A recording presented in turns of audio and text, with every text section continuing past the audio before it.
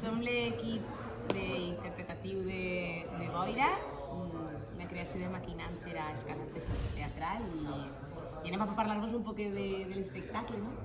Boira és un espectacle que parla sobre la tristesa i la infantesa a través dels ulls d'una xiqueta que li diuen Llum.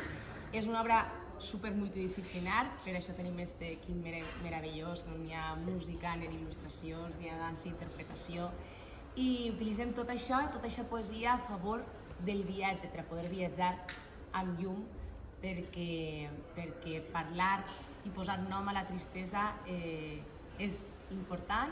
Un treball multidisciplinar i envolvent, i el que jo he fet ha sigut acompanyar en il·lustracions el que anava passant a l'escena.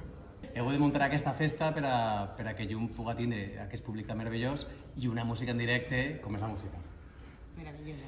I portar a càrrec un fet molt crucial que és que encara que de vegades ens trobem així o aixà, siguem pares o fills, que viure-ho valga l'alegria.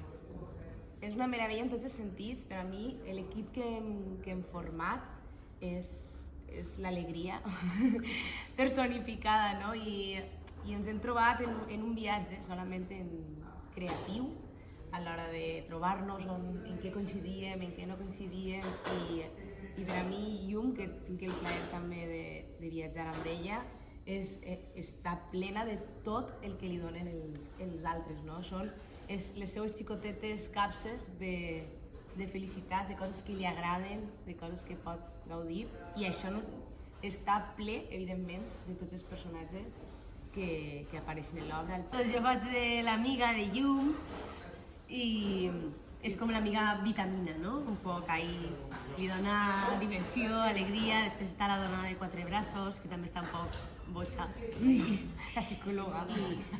I la iaia, també, que és un otome, que és molt interessant de manipular i és un molt guai.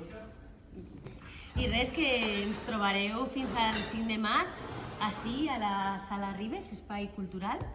Vos envio la invitació com a pare, no sé si arribareu a temps, però ànim. Amb la cançó. Amb la cançó, s'heu d'aprendre la cançó, és precís. Practiqueu. I moltes gràcies. Moltes gràcies, adeu. Adeu. Desenvolvereu-se. Desenvolvereu-se. Mira.